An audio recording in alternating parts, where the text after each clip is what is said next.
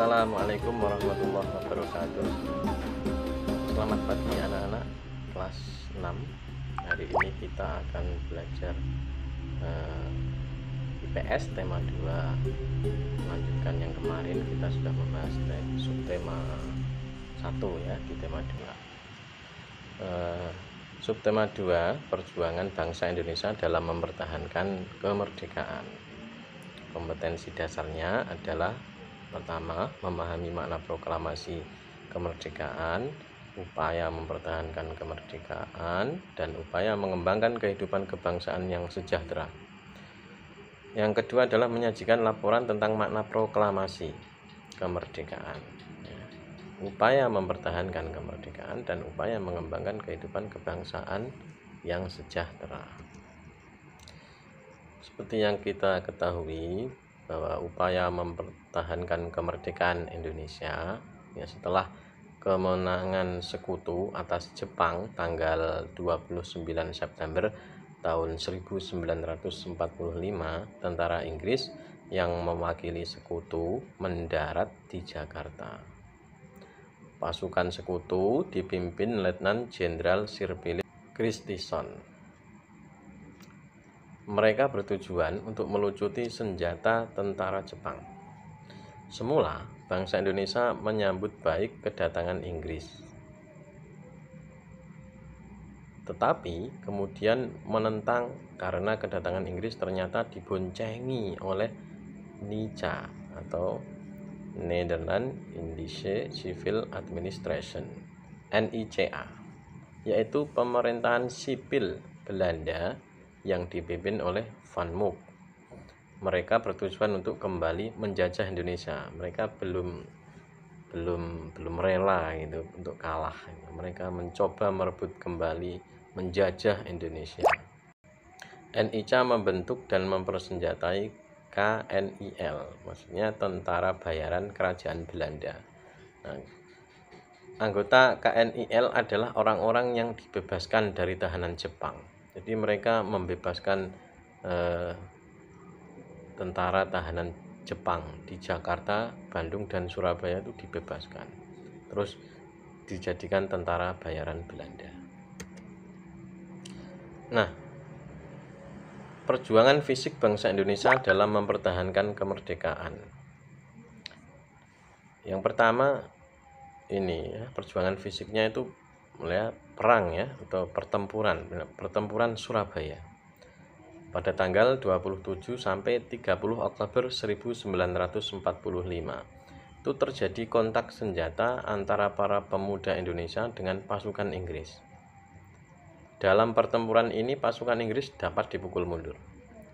Nah, pada tanggal 10 November 1945 terjadi pertempuran yang dahsyat. Ya, pasukan Inggris menggempur Surabaya dari darat, laut, dan udara. Peristiwa ini dikenal sebagai Hari Pahlawan. Ya, 10 November diperingati sebagai Hari Pahlawan. Yang kedua, perjuangan fisik bangsa Indonesia adalah pertempuran Ambarawa. Itu terjadi pada tanggal 20 November 1945 sampai 15 Desember 1945.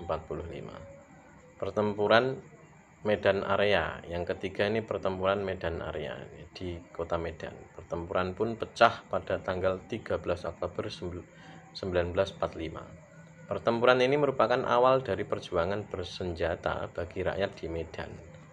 Pertempuran ini dikenal dengan pertempuran Medan Area. Selanjutnya, perjuangan fisiknya yang keempat adalah peristiwa Bandung Lautan Api. Pada tanggal 24 Maret 1946,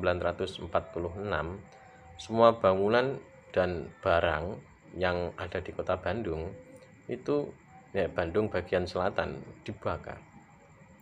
Kenapa dilakukan hal ini? Dilakukan agar Bandung Selatan tidak digunakan sebagai markas sekutu, agar tidak dijadikan markas, pergi gitu. Yang kelima, agresi militer Belanda pertama. Pada tanggal 21 Juli 1947, Belanda menyerang secara serentak ke Jawa dan Sumatera. Pulau Jawa dan Sumatera. Penyerangan ini dikenal sebagai agresi militer Belanda pertama. Dan dilanjutkan agresi militer Belanda kedua pada tanggal 19 Desember 1948 pukul 6.00 waktu Indonesia Barat.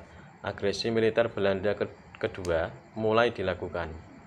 Pesawat tempur langsung menyerang Yogyakarta.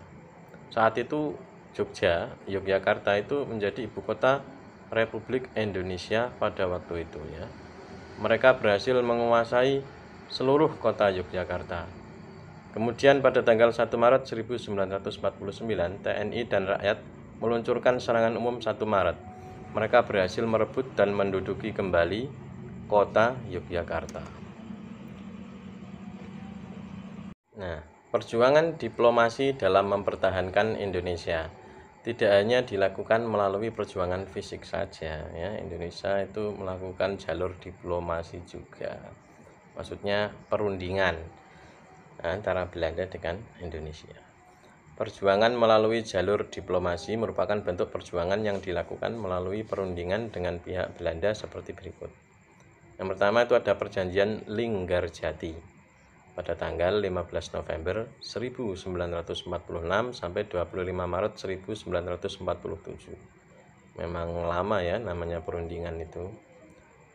Yang kedua perjanjian Renville 8 Desember 1947 sampai 17 Januari 1948. Yang ketiga perjanjian Rumroyen mulainya 14 April 1949 sampai 7 Mei 1949. Yang keempat konferensi Meja Bundar 23 Agustus sampai 2 November 1949. Nah, demikian yang dapat saya sampaikan. Yang selanjutnya penilaian harian 5. Anak-anak bisa melatih, sebelum berlatih dibaca dulu LKS-nya ya, bukunya ya. Jika ada pertanyaan silakan bertanya melalui via WhatsApp Pak Yazid ya. Sudah tahu semua ya nomornya. Kerjakan Romawi 2 dan Romawi 3 halaman 49 sampai 50. Nah, kirimkan jawabanmu ke Google Classroom di foto ya. Semoga sukses. Saya akhiri. Wassalamualaikum warahmatullahi wabarakatuh.